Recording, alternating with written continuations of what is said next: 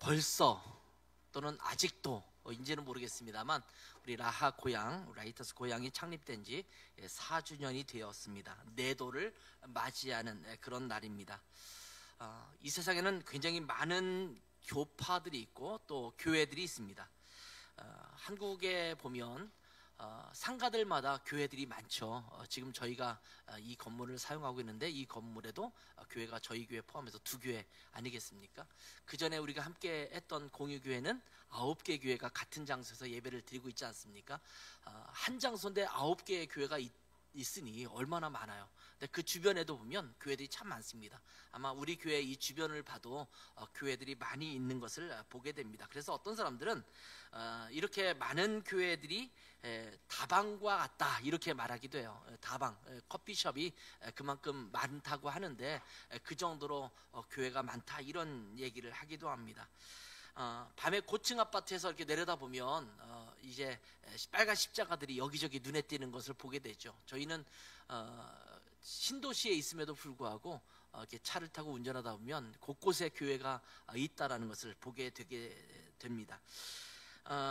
저는 이렇게 보면서 사람들이 왜 이렇게 교회가 많냐, 불평 섞인 표현을 하는 분들도 있습니다. 교회가 이렇게 많을 필요가 있겠느냐, 너무 많은 거 아니냐 이렇게 말하기도 합니다. 저도 물론 무분별하게 교회들이 세워지는 것에 대해서는 그렇게 찬성하지는 않습니다. 그렇지만 다른 측면에서 본다면 이 세대가 점점 추악해지고 또 폐역하고 어두운 세상이 되고 있는데 이런 때에 무엇이 더 많이 생기면 좋겠는가? 근데 저는 교회가 많이 생기면 생길수록 좋다 이렇게 생각합니다. 물론 그렇지 못한 교회도 일부 있기 때문에 사람들이 부정적인 시각으로 바라보지만 대부분의 교회들은 건강한 세상을 지향하고 있고 또 그렇게 바라보고 있기 때문에 사실은 우리가 교회를 많이 세운다는 것은 그 지역사회에 오히려 정화작용을 더 많이 할 수 있다는 생각을 하게 됩니다.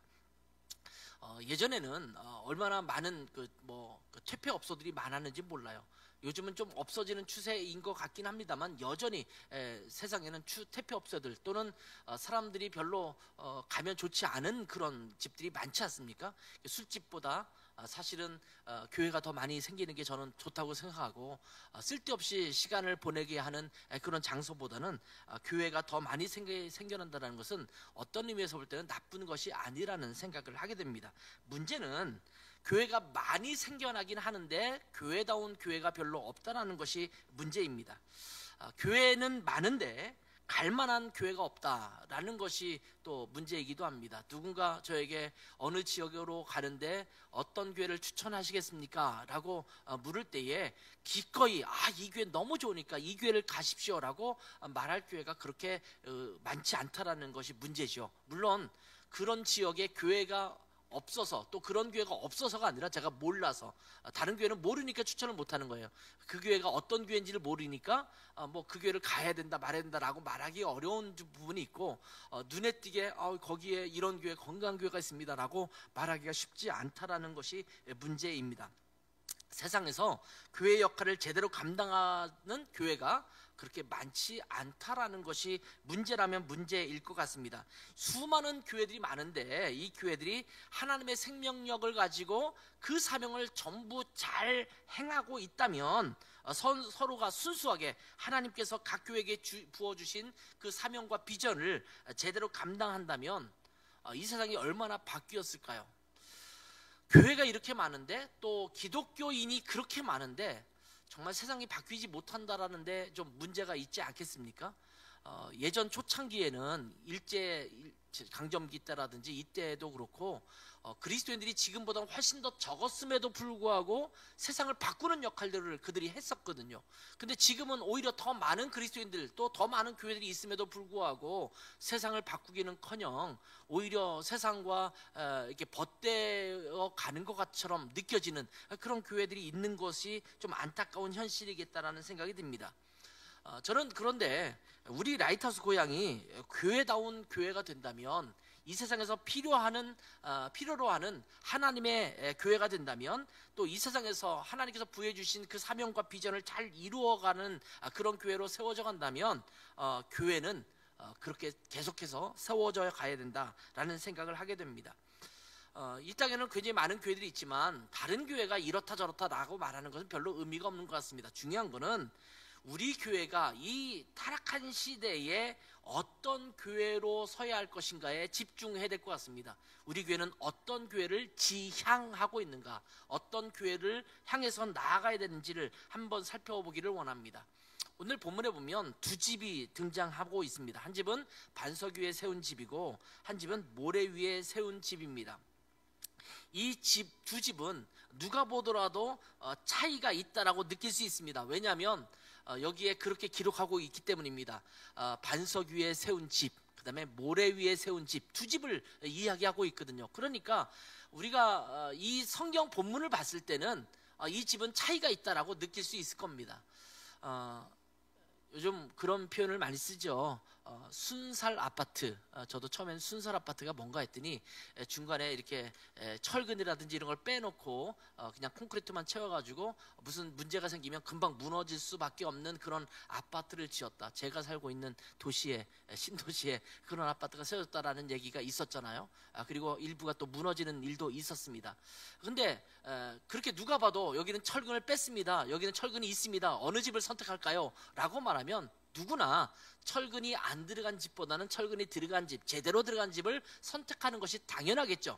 그런데 사실은 문제는 우리가 겉으로 볼 때는 이게 철근이 들어간 건지 철근이 들어가지 않은 집인지 알 수가 없다라는 데 문제인 겁니다.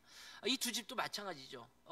반석 위에 세운 집이다, 하나는 모래 위에 세운 집이라고 성경에 말하고 있으니까 우리는 모래 위에 세운 집이 아니라 반석 위에 세운 집을 선택해야지 라고 말할 수 있겠지만, 사실은 이 말씀을 우리에게 보여주지 않는다면 이 두 집의 선택을 하려고 할 때 어떤 집을 선택하겠느냐라는 것이 문제입니다.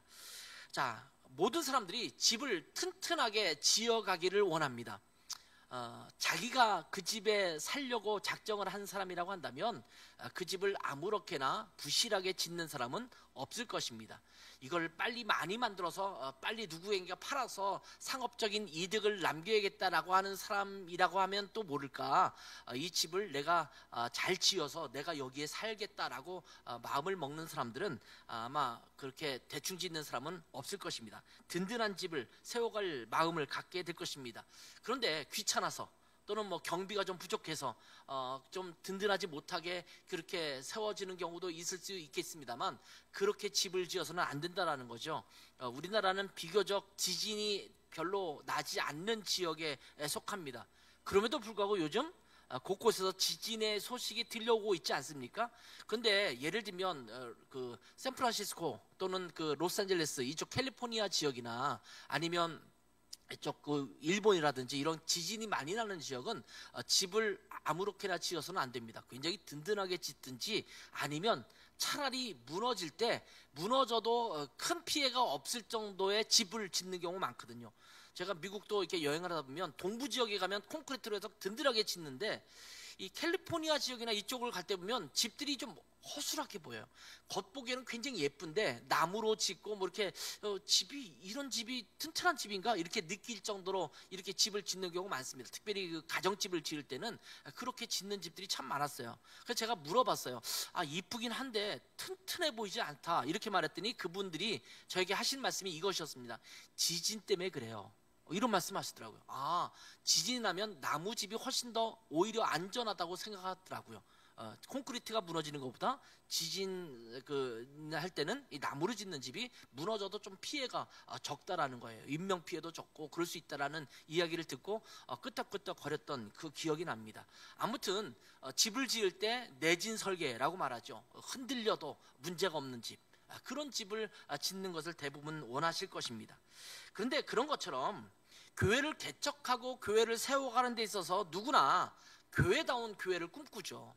처음 창립 예배를 드릴 때는 우리 교회는 이런 교회가 되겠습니다라고 기치를 내걸고 그렇게 야심차게 교회를 세워가기 시작합니다.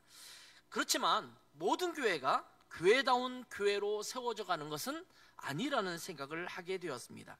그렇지만 우리 라이트하우스 고향교회, 우리 교회는 반석 위에 세워진 집처럼 교회다운 교회, 하나님이 기뻐하시는 교회, 세상에 꼭 필요한 교회, 이렇게 세워져가는 우리 교회가 되기를 간절히 소망합니다. 자, 마태복음 16장 18절에 보면 예수님께서 베드로의 신앙 고백을 들으신 이후에 이렇게 말씀하셨죠. 또 내가 내게 이르노니 너는 베드로라. 내가 이 반석 위에 내 교회를 세우리니 음부의 권세가 이기지 못하리니. 이렇게 말씀하셨어요. 반석 위에 세운 교회는 음부의 권세가, 사탄의 계략에 넘어가지 않은 든든한 교회가 될 것이다 라고 말씀하고 있습니다. 교회는 어디 위에 세워져야 되냐면 반석 위에 세워져야 한다, 이렇게 말씀을 합니다. 오늘 본문 말씀도 같은 맥락에서 살펴볼 필요가 있다라는 생각을 합니다. 제가 어렸을 때부터 자랐던 교회는 돌덩이 위에 교회가 지어져 있습니다. 충무로에 있는 교회인데, 그래서 늘 우리 교회는 반석 위에 세워진 교회야, 이렇게 말했어요. 근데 진짜 말 그대로 돌 위에 세워진 교회이기 때문에 반석 위에 세운 교회가 아니라 그 기초가 하나님의 말씀 안에 든든히 세워져 있는 그런 교회가 되어야 될 줄 믿습니다. 오늘 본문을 읽으면서 우리가 기억할 것이 있습니다. 어떤 교회가 반석 위에 세워진 교회인가? 오늘 본문에 나타난 이 두 집은 무조건 서로 다른 집이라고 단정하기가 어렵습니다. 이 두 집을 잘 살펴보면 공통점도 있고 차이점도 있습니다. 이 두 가지를 살펴보는 것이 우리가 바른 교회로 성장하고 세워져 가는 데 있어서 좋은 시사점을 줄 수 있다는 생각을 하게 됩니다. 먼저 살펴볼 것은 이 두 집의 공통점입니다. 자, 이 공통점 중에 하나는 뭐냐면 이 집이라는 것은 필수적인 것이라는 겁니다. 집은 누구나 있어야겠죠. 의식주, 이것은 인간이 살아가는 데서 필수적인 요소 아니겠습니까? 사람이 살아가는데 이것이 필요하죠. 입는 것과 먹는 것과 살 집이 필수적입니다. 모래 위에 세워졌던, 반석 위에 세워졌던 그 집이라는 것 자체가 사람에게 필요한 필수적인 것이라는 것입니다. 어떤 집을 짓든 그것은 필수적인 요소에 의해서 세워진 것입니다. 제가 독일에 생활하다가 한국으로 나올 때 제일 먼저 걱정되는 게 내가 어디서 살 것인가. 준비된 것도 아무것도 없는데 그러면 내가 어떤 집을 어떻게 살 것인가. 뭐 반지하도 들어갈 수 있고, 뭐 전세도 있고, 월세도 있고, 뭐 이런 여러 가지 것들을 보면서 살아가야 될 집을 얻는 것이 굉장히 중요하더라고요. 그냥 와서 길거리를 다니면서 차 한 대 끌고 다니면서 거기서 자고 먹고 이럴 수는 없지 않습니까? 그러니까 집이라는 것은 언제든지 필수적인 요소예요. 사막에 가든 저쪽 그 남극이나 북극에 가든 사람이 거주할 수 있는 집을 짓는 것이 굉장히 중요하죠. 그래서 이렇게 에스키모들이 집을 짓는 것들이 있지 않습니까? 이렇게 얼음으로 짓는 집이 있지 않습니까? 그런 집을 짓든지 아니면 몽골 같은 데 가서 천막으로 집을 짓든지 어떤 형태든지 집을 짓는 거예요. 아프리카 같은 데 가보면 얼기설기 우리가 볼 때는 집처럼 여겨지지 않는 것임에도 불구하고 짐승의 침입을 피하고 또 비를 피할 수 있는 정도의 그런 집들을 지어서 살고 있는 것을 보게 되죠. 어떤 집의 형태든지, 이글루라든지 아니면 몽골에 있는 그런 천막이든지 아니면 아프리카 사람이 짓고 있는 그 비만 잘 간단히 막을 수 있는 그 정도의 집이든지 어떤 집의 형태든지 사람에게는 필수적인 요소로 집이 필요하다라는 것을 알 수가 있습니다. 신앙이라는 것도 마찬가지죠. 사실은 우리 인간이 살아가는 데 있어서 굉장히 필수적인 요소가 신앙이라는 것입니다. 제가 한때 서울에 있는 강서고등학교죠. 양천구 목동에 있는 강서고등학교에서 기간제 교사를 한 적이 있습니다. 윤리라는 과목을 가르쳤어요. 성경, 윤리 뭐 이런 것들을 가르쳤는데 윤리를 가르치는 데 있어서 윤리 교과서에 보면 종교생활 윤리라는 과가 있습니다. 종교생활 윤리. 여기에 보면 이제 인간은 종교적 성향을 가지고 있다, 이렇게 이야기를 하고 있거든요. 인간은 나름대로 종교를 갖고 있다는 겁니다. 나는 안 믿어, 나는 무종교야, 나는 무신론자야, 이렇게 생각할 수 있을지 모르지만 인간의 마음속 깊은 곳에서는 어떤 상황이 되면 하나님을 찾게 되거나 어떤 신적인 존재를 찾는 그런 부분이 있다는 것을 보여주고 있습니다. 어려운 상황에 처하면 누구든지 신을 찾게 되어 있습니다. 그래서 예수를 믿지 않거나 또 불교를 믿지 않거나 그런 사람들은 어떤 일이 생기면 하나님, 부처님, 뭐 알라신이시여 이렇게 다 부르는 경우도 있죠. 농담처럼 그렇게 부르지만 어쨌거나 신적인 존재가 있다면 좀 나를 도와주세요, 이렇게 이야기를 하는 거죠.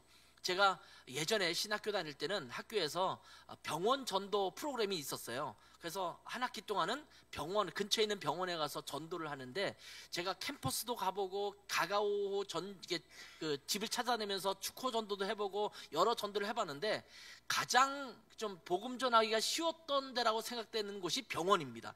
왜냐하면 병원에 중환자실에 가고 몸이 아프고 또 힘드신 분들은 비교적 마음이 열려 있어요. 그분들이 종교를 갖고 있지 않다 하더라도 지금 내가 당하고 있는 상황이 너무나 힘들고 어려우니까, 그럼 하나님의 능력으로라도 내 병이 고쳐졌으면 좋겠고 내가 치료받았으면 좋겠다라는 마음이 있기 때문에 그 비교적 마음을 쉽게 여는 것들을 보게 됩니다. 2001년 미국 뉴욕에서 발생한 9.11 테러 이후에 교회를 찾는 사람들이 급격하게 늘었다라는 뉴스 보도가 나왔던 것이 기억납니다. 위기 상황이 처해지면 사람들은 하나님을 찾게 되었습니다. 미국에 메들린 머리 오헤어라는 여자분이 있어요. 이분이 미국의 무신론 학회장을 지냈습니다. 그리고 아메리칸 에이시스트라는, 그러니까 미국의 무신론자들이라는 이름을 가지고 활동을 했던 그런 사람입니다. 1960년대에 미국의 공립학교에서 성경 가르치는 것을 반대하는 그런 운동을 하고 활동을 했던 사람입니다. 왜 공립학교에서 성경을 가르치냐? 우리는 종교의 자유가 있는데 또 신을 믿든지 안 믿든지 개인의 선택이지 왜 공립학교에서 이걸 가르치냐라고 항의를 하면서 계속 이렇게 운동을 했던 사람이에요.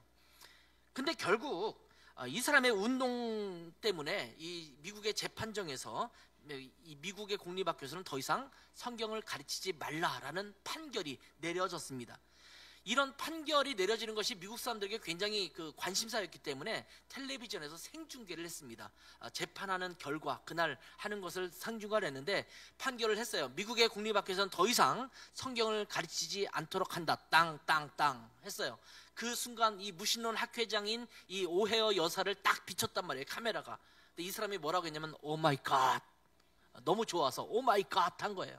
물론 미국 사람들의 그 일반적인 그냥 감탄사처럼 하는 표현이긴 합니다만, 그래서 한번 뉴스가 났던 적이 있습니다. 무신론 학회장이 재판에 승리하자 하나님을 찾았다, 이렇게 말한 거예요. 그러니까 우리는 언제든지 하나님을 찾게 될 때가 많거든요. 우리가 보통 감탄사를 내뱉을 때 오 마이 갓, 독일에서도 마인 고트, 나의 하나님이라고 얘기하더라고요. 그런가 하면 지저스, 뭐 이런 표현을 쓰기도 하지 않습니까? 한국 사람들은 요것과 관련된 말이 어떤 표현이에요? 맙소사 이런 말 써요. 이 맙소사라는 말은 마옵소서, 그렇게 하지 마시옵소서라고 하는 줄임말이거든요. 그러니까 그것도 어떤 신적인 존재에게 뭔가 표현하는 그런 내용이라고도 할 수가 있습니다. 무신론 학자가 이제 재판에서 이기니까 하나님을 찾더라는 것입니다.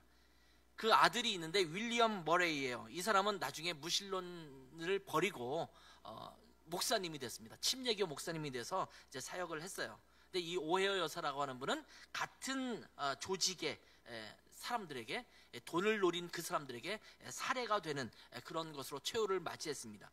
아무튼 이 신앙이라는 것은 인간들에게 있어서 필수적인 요소입니다. 그렇기 때문에 우리 주 예수 그리스도께서 세우신 이 교회는 이 땅의 필수적인 기관이라는 것입니다. 하나님은 교회를 통해서 이 땅에 있는 수많은 사람들이 구원받기를 원하십니다. 하나님은 교회를 통해서 이 땅에 하나님 나라를 건설하기를 원하십니다.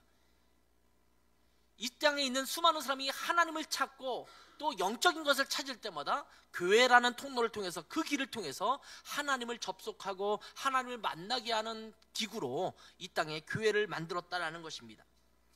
그리고 이 공통점 또 하나가 있다면 이 둘 다 이 집은 잘 완성되었다라는 겁니다.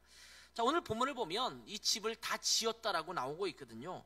반석 위에 짓든 모래 위에 짓든 이 두 집 다 완성되었다라는 겁니다. 어쨌거나 외형적으로 볼 때는 모두 완성된 모습을 보였다라는 것입니다. 근데 여러분, 한번 상상력을 동원해서 이 두 집을 똑같은 설계도를 가지고 지었다고 생각해 봅시다. 저희가 아파트를 다닐 때도 보면 동일 브랜드의 아파트를 보면 구조가 비슷하거든요. 그러니까 내가 들어갈 살 집을 보지 않더라도 때로는 그 집에 누가 있거나 문이 잠겨 있으면 똑같은 구조의 다른 집을 보여주기도 하거든요. 근데 재밌는 것은 같은 아파트인데도 불구하고 똑같은 구조인데도 불구하고 이 집과 그 집이 조금씩 다른 게 있어요. 시공할 때 뭐 벽지를 좀 잘못 발랐거나 뭐가 있으면 문제가 더 있는 그런 집들이 있어요. 제가 예전에 살던 아파트에도 그 단톡창이 있거든요. 근데 똑같은 구조에 똑같은 집인데도 불구하고 우리 집은 괜찮은데 어떤 집은 뭐 곰팡이가 슬고 비가 샌다고 그러고 이러더라고요. 똑같은 라인에 있는 집인데도, 똑같은 구조의 집인데도 집집마다 이렇게 차이가 있구나 이런 생각을 하게 되거든요. 똑같은 설계도, 똑같은 모양, 똑같은 자재를 써서 이 집을 지었을 수도 있다라는 것입니다. 그러니까 겉으로 볼 때는 두 집이 외형적으로 똑같을 수 있다라는 겁니다. 우리나라에도 땅콩집이라는 게 있잖아요. 저도 땅콩집이라는 걸 처음 들었는데 똑같은 형태의 집이 계속 있는 거예요. 독일에 살 때도 보니까 그런 집이 있고, 미국에 갔더니 그런 것들은 이제 그 아파트먼트라고 하기도 하지만 그런 것들을 콘도라고 부르더라고요. 보통 콘도라는 이름으로 이렇게 똑같은 집을 짓는데 그 단지에 들어가면 집집마다 다 똑같아요. 그런 집들이 있으면 아마 설계도도 같고 같은 사업자에 의해서 건축 기재 자재도 똑같은 걸 아마 썼을 것입니다. 요즘 보면 굉장히 이 집들을 예쁘게 짓는 것 같아요. 그런데 외형적으로 예쁘고 좋은 집이라고 해서 그 집이 반드시 좋은 집은 아니라는 것입니다. 제가 유럽에 살면서도 예쁜 집들이 참 많이 있었는데 제가 살던 집의 옆에서도 공터에 집을 짓기 시작하더라고요. 근데 그냥 우리처럼 누가 세우는 게 아니라 자기가 살면서 집을 짓고 있더라고요. 조금씩 어느 날 보면 하나 완성되고 그 다음 또 완성되고 이러면서 집을 짓는 경우가 있어요. 근데 겉으로 볼 때 예쁜 집과 들어가서 괜찮은 집은 좀 다르거든요. 제가 독일에 처음 이사 갔을 때 들어갔던 집은 저희가 볼 때는 외형적으로 괜찮았어요. 새 집이었어요. 한 3년 된 집인가? 그래서 저희가 들어갔는데 새 집이라는 거예요. 거기는 한 번도 살아본 적이 없는 저희가 또 처음 들어갔어요. 이게 들어갔는데 한국식으로 뭐 거실도 넓게 뚫려져 있고 너무 좋더라고요. 근데 1년, 2년 살다 보니까 울림도 크고 시끄럽기도 하고 하여튼 여러 가지 문제가 있더라고요. 그래서 저희가 이사를 갔어요. 이사 갔는데 그 집은 100년이 넘은 집입니다. 겉으로 볼 때는 현대적인 집은 아니었어요. 근데 딱 들어가서 보니까 안정감 있고 튼튼하고 층간소음도 별로 느끼지 않고 이렇게 든든한 집, 겨울에는 따뜻하고 여름에는 시원하고 이런 집이더라고요. 그래서 겉으로 볼 때 예쁜 집과 실제로 오래된 집이지만 들어가서 괜찮은 집은 다른 부분이구나 이런 생각을 하게 되었습니다. 자, 모래 위에 세운 집, 반석 위에 세운 집, 이 두 집 다 모두 다 완성됐습니다. 겉으로 볼 때는 어떤 집이 잘 지어진 집인지 분별할 수 없습니다. 아마 지금의 교회들도 마찬가지라는 생각이 듭니다. 굉장히 많은 교회들이 있습니다. 어떤 교회들은 크고 화려하고 프로그램도 훌륭하고 재정적으로도 풍부하고 좋은 시설과 많은 성도 수를 자랑하는 그런 교회들이 있습니다. 그런가 하면 어떤 교회는 초라해 보이죠. 성도도 별로 없습니다.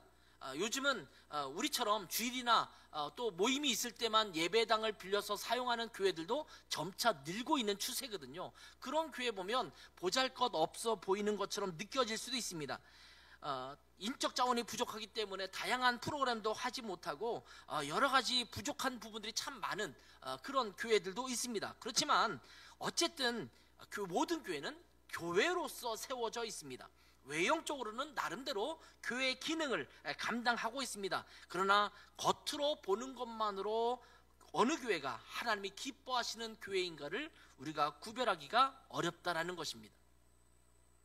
그러니까 겉으로 볼 때는 크고 화려한 교회가 더 안정적이라고 느낄 수 있겠죠. 그러니까 사람들도 그런 교회를 찾고 작고 보잘것없는 교회는 거기에 정착하기가 쉽지 않은 그런 시대 아니겠습니까? 그러니까 우리처럼 작은 교회들은 성도 수가 늘어나기가 어려운 상황에 놓여져 있습니다. 이것은 예전부터 지금까지 계속 반복적인 문제처럼 등장하고 있는 것입니다.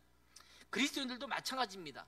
사실은 모두가 하나님 앞에 열심히 기도하는 것 같고 봉사도 열심히 하는 것 같고 예배도 잘 참석하게 되면 집사가 되기도 하고 또한 장로가 되기도 합니다. 외형적으로는 그리스도인의 모습을 보일 수 있습니다. 그렇지만 그 외형만으로는 진짜 그리스도인인지 알 수 없는 경우가 많다라는 겁니다.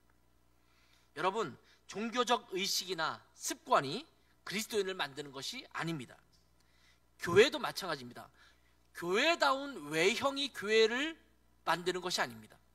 우리 교회는 간판도 없죠. 많은 분들이 우리 교회를 찾을 때 어려운 게 이 건물 밖에 이 라이트하우스 고향으로 쓰여진 간판이 없어요. 어렵게 입구를 찾으면 거기에 배너 하나만 달랑 놓여져 있어요. 엘리베이터 타면 우리 교회에 뭐 써 있는 것도 없어요. 그러니까 교회 엘리베이터를 타도 이게 진짜 제대로 찾아온 것인지 이렇게 하시는 분도 있다고 하는 거잖아요. 그러니까 외형적으로 볼 때는 아마 이 길을 지나가는 수많은 사람들이 여기에 라이트하우스 고향교회가 있다는 것을 알 수 없을 거예요. 어떤 교회는 십자가도 있고 겉으로 예쁘게 멋있게 지어진 교회 건물이 있기 때문에 그런 교회들은 누가 봐도 교회라는 것을 알 수가 있을 수 있겠죠. 그러면 그런 교회는 정말 좋은 교회고 이런 교회는 그렇지 못한 교회냐라고 말할 때 단순하게 그렇게 평가할 수가 없다라는 것입니다. 모두가 완성됐고 겉으로는 똑같을 수 있다는 것입니다. 이것이 공통점이에요. 꼭 필요한 것이고 겉으로 볼 때는 잘 알 수 없다. 그런데 이 두 집에는 서로 다른 점도 있습니다. 차이점이 있습니다. 그 첫 번째 차이는 뭐냐면 이 두 집은 짓는 과정 자체가 달랐다는 겁니다. 자, 오늘 본문 말씀의 마태복음에서는 그저 두 집이 하나는 반석 위에 하나는 모래 위에 세워졌다 이렇게 소개하고 있습니다. 그런데 똑같은 내용을 누가복음 6장에도 소개하고 있는데 48절과 49절에 이렇게 말씀을 하고 있습니다. 자, 마태복음에는 좀 기록하지 않은 조금 자세한 내용이 나오는데요. 같이 한번 읽어볼까요? 시작. 집을 짓되 깊이 파고 주추를 반석 위에 놓은 사람과 같으니 큰 물이 나서 탕류가 그 집에 부딪히되 잘 지었기 때문에 능히 요동하지 못하게 하였거니와 듣고 행하지 아니하는 자는 주추 없이 흙이 위에 집 지은 사람과 같으니 탕류가 부딪히되 집이 곧 무너져 파괴됨이 심하니라. 그냥 모래 위에 지었다 반석 위에 지었다 이렇게만 말하는 게 아닙니다. 이 누가복음에는 집을 짓되 깊이 파고 주추를 반석 위에 놓은 집 또는 주추 없이 흙 위에 지은 집 이렇게 두 가지로 소개하고 있습니다. 자, 깊이 파고 주추를 반석 위에 놨다. 과정 자체가 다르죠. 주추도 없이 그냥 떡하니 세운 집과 깊이 파고 지은 집과는 달랐다라는 말입니다. 아마 집 빨리 짓기 경시대회를 했다면 모래 위에 지은 집이 훨씬 더 승리했을 것입니다. 그런데 집을 짓는 데는 빨리 짓는 것보다 더 중요한 것이 든든하게 집을 짓는 것입니다. 아마 집을 빨리 짓는 것을 택한다면 중국에서 짓는 집이 굉장히 빨리 짓는다고 하더라고요. 뭐 굉장히 높은 빌딩도 얼마나 빨리 지었는가 이런 뭐 신문에 날 정도로. 근데 문제는 그러다가 무너지는 집도 많다라는 게 문제지 않습니까? 집을 빨리 짓는 게 중요하지 않고 든든하게 짓는 것이 더 중요합니다. 아무튼 반석 위에 집을 지은 사람은 더 많은 노력과 수고가 있었다는 것입니다. 파야 되죠. 주추를 놔야 되죠. 근데 흙 위에 지은 집은 그냥 위에만 세워놨기 때문에 굉장히 빨리 지을 수가 있었을 것입니다. 기초를 다지는 일에는 별로 신경 쓰지 않았다라는 것입니다. 저는 교회가 빨리 성장하는 것을 원하지 않습니다. 물론 이왕이면 빨리 성장하면 더 좋겠죠. 그런데 기초를 세우지 않은 상황에서 계속 교회만 성장해 나가면 성도들이 많아지면 오히려 무너지기 쉬운 그런 교회가 될 수 있다는 것입니다. 그렇다고 해서 계속 기초만 세워서는 안 되겠죠. 그렇지만 든든한 기초를 갖는 것이 굉장히 중요합니다. 골로새서 2장 6절 7절을 한번 볼까요? 여기 이렇게 말씀하십니다. 그러므로 너희가 그리스도 예수를 주로 받았으니 그 안에서 행하되 그 안에 뿌리를 박으며 세움을 받아 교훈을 받은 대로 믿음에 굳게 서서 감사함을 넘치게 하라. 이렇게 말씀하십니다. 뿌리가 든든히 박혀있는 나무는 흔들리지 않습니다. 뿌리를 깊이 박고 있는 나무는 웬만한 가뭄에 말라 죽지 않습니다. 그만큼 뿌리를 깊이 박는 것, 기초를 든든히 하는 것이 굉장히 중요합니다. 제가 캄보디아를 갔다가 이제 캄보디아에 시엠립이라는 곳이 있어요. 저 북조고 시엠립이라고 있는데 거기 앙코르와트라는 뭐 죽기 전에 꼭 가봐야 될 세계의 불가사의 뭐 이렇게 표현하는 그런 사원 같은 게 있지 않습니까? 혹시 가보셨어요 이번에? 안 가보셨어요? 거기 한번 가보세요.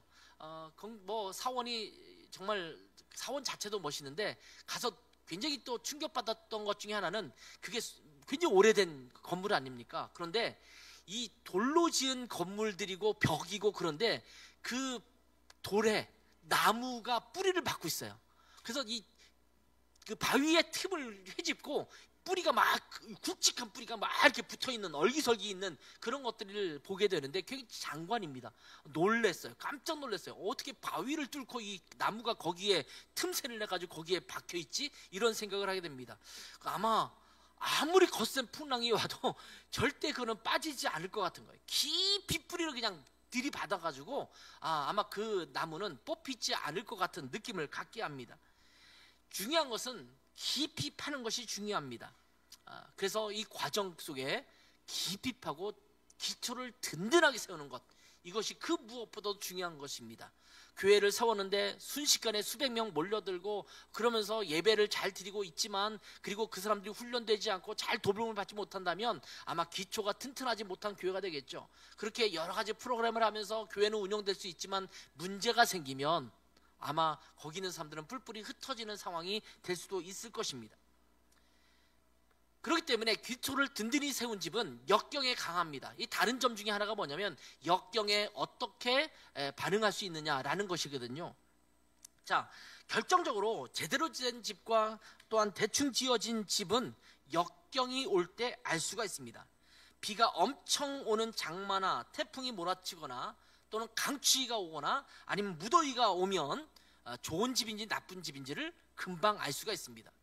평상시는 괜찮아요. 그런데 뭐 너무 추우면 결로 현상이 막 생기고 곰팡이가 나는 집이 있고, 추운 날인데도 불구하고 집 안 자체가 그런 영향을 받지 않는 집이 될 수 있잖아요. 그러면 어떤 집이 잘 지은 집이겠어요?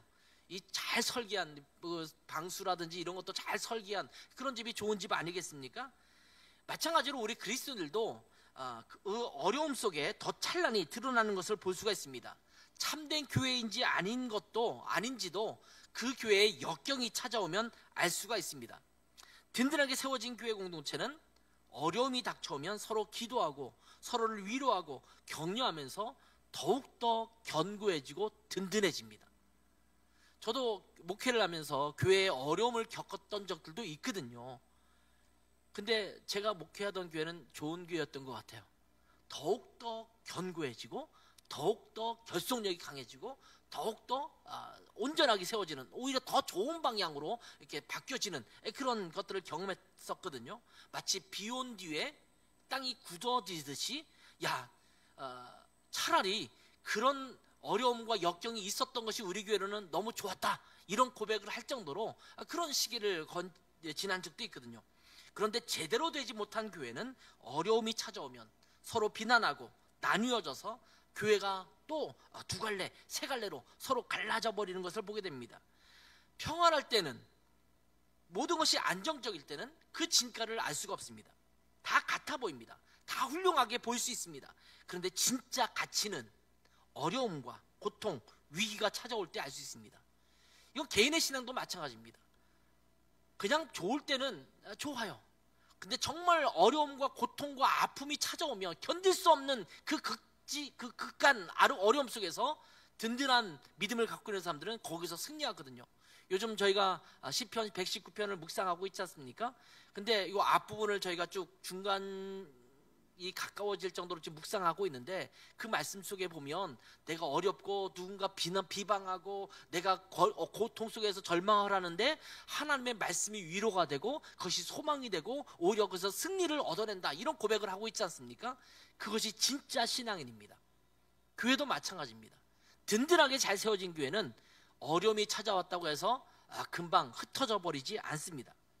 보통 우리가 청년들의 신앙을 얘기할 때 요즘 뭐 군대 생활 1년 6개월밖에 하지 않아서 별로이긴 합니다만, 군대 가봐야 신앙이 진짜 신앙인지 알 수 있다라고 말하거든요. 왜냐하면 이제 누군가의 통제가 없어졌어요. 부모님이 교회 가라는 말도 안 하고, 또 주일날 쉬는 시간이에요. 요즘은 군대는 주일날 모두 다 쉰다고 그래요. 그러니까 쉬는 시간에 내가 쉬어야 되는데, 개인적으로 쉬어야 되는데 교회를 가면 내 개인 시간을 빼앗긴다고 생각하기 때문에 교회를 안 가는 거예요. 그래서 진짜 믿음은 군대 가봐야 한다, 이렇게 이야기를 하더라고요. 여자들의 진짜 믿음은 시집 가봐야 된다, 이런 말이 있었거든요. 근데 요즘은 예전보다는 시집살이가 좀 덜하기 때문에 어떤지 모르겠습니다만, 요즘은 남자들이 또 장가 가봐야 신앙이 진짜인지 아닌지도 알 수 있는 것 같아요. 제가 쭉 청년들을 오랫동안 하다 보니까 남자 청년이 신앙이 좋은데 믿지 않는 자매를 만나니까 교회를 안 나오더라고요. 근데 믿음이 있는 신앙인인 자매가 교회를 잘 다니면 믿지 않는 형제가 따라 나오더라고요. 그래서 요즘은 이게 달라졌구나 라는 생각이 들지만, 하여튼 옛날에는 그런 말을 했어요. 여자는 시집 가봐야 한다. 진짜 신앙인지. 다시 말하면 내가 어렵고 힘든 고통 속에 처했을 때 내가 계속 내가 믿음으로 살아가느냐가 중요하다라는 것입니다. 여러분, 다이아몬드 식별법을 아십니까? 이게 진짜인지 아닌지, 가짜인지 진짜인지 다이아몬드를 아는 법이 있는데, 이게 다이아몬드 보석상에서 그런 얘기 하더라고요. 물속에 넣어보면 안답니다. 불빛을 비추는데 물속에 넣으면 가짜는 그 물속에 들어가서 빛을 반사하지 않는답니다. 근데 진짜 다이아몬드는 물속에 들어가서도 그 영롱한 빛을 반사한대요. 그냥 있을 때는 다 똑같은 다이아몬드 같은데, 물속이라고 하는, 이걸 뭐 역경과 고난으로 우리가 굳이 비유한다면 어려움 속에 있을 때 오히려 더 영롱하게 빛나는 것이 바로 그리스도인이어야 한다는 것입니다. 진짜는 어려움 속에 들어가 봐야 알 수 있습니다. 고통이 찾아오고 위기가 찾아오고 어려움이 찾아올 때, 교회 공동체도 마찬가지죠. 진짜 든든한 교회는 그 교회의 역경과 어려움이 찾아올 때 그 교회가 어떻게 그 믿음 가운데 승리할 수 있느냐를 보면 알 수 있습니다. 마지막으로는 이 두 집의 차이 중에 하나는 뭐냐면, 기초가 든든하느냐 부실하느냐의 차이입니다. 이 반석교회에 세워진 집은 기초가 든든했습니다. 미국의 도쿄에 가면 데이코쿠 호텔이라는, 데이코쿠 호텔을 뭐 이렇게 발음을 내나요? 이런 호텔이 있습니다. 제국 호텔, 한자로 쓰면 제국 호텔이에요. 영어로는 임페리얼 호텔로 이제 일반적으로 알려져 있죠. 자, 이 호텔을 지은 사람은 미국의 건축가인 프랭크 로이드 라이트라는 사람입니다. 자, 이 사람이 이 건물을 지을 때, 이 데이코쿠 호텔이라는 호텔을 지을 때 기초 공사를 하는 데만 2년이라는 세월을 보냈다고 합니다. 기초 공사 2년, 나머지 공사 2년 해서 전부 4년을 걸려서 이 호텔을 완성했다고 합니다. 이 호텔에 대해서 사람들은 무리하게 돈을 많이 들여서 지은 건물의 대표적인 케이스로 이 데이코쿠 호텔을 들었다고 합니다. 이거는 너무 가성비가 없어, 너무 무리하게 돈만 많이 넣고 시간만 많이 걸렸어, 그러니까 이거는 좀 비경제적이야, 이렇게 본 것입니다. 예상보다 6배나 자금이 더 많이 들어갔기 때문에 이 호텔 경영진하고 이 라이트 씨하고는 서로 갈등이 있었다고 합니다. 그런데 이 호텔의 총 지배인이었던 하야시 아이사쿠라는 사람이 개인적으로 열심히 지지해줘서 결국은 이 호텔이 1923년에 완공되었습니다. 자, 이 설계부터 시작해서 쭉 보면 약 11년이라는 긴 세월 동안 이 건물이 지어진 것입니다. 유럽의 뭐 성당이라든지 이런 것들이 지어지는 거에 비하면 굉장히 짧은 시기죠. 저희 체코 프라 같은 데 가보면 거기 비트 성당이라는 게 있어요. 비트 성당 이런 데 가보면 뭐 1000년에 걸려서 지었다, 뭐 이런 표현을 쓰거든요. 어떻게 1000년 동안 계속 건물을 짓는지 모르겠지만, 그렇게 지은 건물에 보면 11년은 짧지만 근대에 들어서 11년이라는 세월은 결코 짧은 세월은 아니라는 거죠. 그런데 문제는 준공 피로연을 하려고 이제 막 짓고 준공해서 이제 피로연을 하려고 하는데, 이때 동경 대지진이 일어납니다. 그래서 동경에 있는 많은 건물들이 다 무너져 내립니다. 그런데 이 건물만큼은 유일하게 버티고 무너지지 않은 온전한 상태로 남아있는 그런 건물이 되었다라는 겁니다. 다른 건물들은 진동 때문에 무너지고 또 그래서 불이 나고 뭐 이래가지고 어려움을 겪었는데, 굉장히 오랜 세월 동안 건물을 지어서 비난을 받았던 이 건물만 유일하게 남아 있었던 것입니다. 물론 지금은 이 호텔이 노후됐기 때문에 1964년에 철거됐습니다. 그리고 새로운 호텔이 만들어졌습니다. 그런데 이 라이트 씨가 설계했던 이 건물, 이것은 사라졌지만 라이트관이라는 것을 만들어서 거기에 옛날에 지었던 건물에 대한 전시를 지금 하고 있다고 합니다. 자, 중요한 것은 기초를 든든히 하는 겁니다. 기초를 든든히 하면 역경이 찾아오고 어려움이 찾아와도 승리할 수 있는 것입니다. 오늘 본문의 24절에 보면 누구든지 나의 이 말을 듣고 행하는 자는 이라고 말합니다. 이 기초가 무엇이냐면 하나님의 말씀을 듣고 행하는 것, 이것이 기초라고 말씀하고 있습니다. 반석이 무엇이냐면 하나님의 말씀을 잘 듣고 행하는 것이 반석이라고 말하고 있는 것입니다. 누가복음 6장 47절에도 보면 내게 나와 내 말을 듣고 행하는 자마다 누구와 같은 것을 너에게 보이시리라, 이렇게 말씀하시면서 이 반석 위에 지은 집과 모래 위에 지은 집을 서로 이야기하고 있습니다. 그럼 좋은 반석, 든든한 반석이 뭘까요? 하나님의 말씀을 잘 듣고 그 말씀대로 살아가는 것, 이것이 반석 위에 지은 집입니다. 저희가 시편 119편을 지금 묵상하고 있지만 하나님의 말씀을 즐거워하고 그것을 주야로 묵상하고 밤중에 깨어서 그 말씀을 또 읽고 그 말씀을 사랑하고 그 말씀대로 행하기로 결심하고 그렇게 살아가는 것, 이것이 반석 위에 지은 집이에요. 그래서 시편 기자도 어렵고 역경이 그들 가운데 찾아와도, 회방꾼이 찾아와도 거기서 승리하겠다라고 말씀하고 있지 않습니까? 반석 위에 세운 교회, 반석 위에 세워진 사람은 누구냐면 말씀을 듣고 행하는 사람, 또한 그런 교회라는 것입니다. 우리의 신앙생활은, 우리 교회는 말씀의 기초 위에 든든히 세워져가는 그런 교회가 되어야 될 줄 믿습니다. 자, 우리 교회가 이제 4주년을 맞이했습니다. 이제 라이터스 고향은 아장아장 걷는 정도의 수준이라고 할 수가 있습니다. 그렇지만 우리가 다시 한번 우리 교회의 초점을 한번 맞추어 보아야 한다면 그 초점이 무엇일까요? 반석 위에 세워진 든든한 집처럼 반석 위에 세워진 든든한 교회가 되기 위해서 그 기초를 든든히 하는 일에 초점을 맞추어야 될 것입니다. 사람들이 많이 와서 앉는 것도 중요하죠. 그랬으면 좋겠어요. 교회가 빨리 부흥하는 것도 필요하겠죠. 저도 그것을 기도하고 있습니다. 그렇지만 그보다 더 중요하게 우리가 계속 다져야 될 것은 뭐냐면 든든한 기초를 쌓는 것입니다. 든든한 기초를 쌓으면 누구든지 와서 그 안에 뿌리를 박을 수 있고 거기서 믿음의 영양분을 가지고 성장할 수 있기 때문입니다. 그래서 우리는 계속적으로 말씀을 읽고 묵상하는데 초점을 맞추고 있지 않습니까? 여러분 함께 기도할 때도 늘 우리 교회를 위한 기도 제목 중에 하나가 뭐겠습니까? 말씀을 묵상하고 계속 성경 읽고 그 삶에 있어서, 일상에 있어서 삶의 기준이 그 말씀 안에 있기를 원한다. 이것이 우리가 늘 기도하는 내용 아니겠습니까? 말씀을 듣고 잘 행하는 자가 되어야 됩니다. 말씀대로 행하는 교회가 되어야 될 줄 믿습니다. 너무 많이 알고 있지만 행하지 않는 것이 요즘 그리스도인의 문제라고 할 수가 있습니다. 알기는 정말 많이 아는 것 같아요. 근데 그렇게 살지를 않아요. 알기만 하는 그리스도인은 오히려 위험한 그리스도인입니다. 다른 사람을 향하여 비판하고 또 비난하고 다른 사람을 단죄하고 이러기만 하거든요. 마치 바리새인들처럼, 대제사장들처럼 사람들을 정죄하고 비난하는 일에만 애쓰거든요.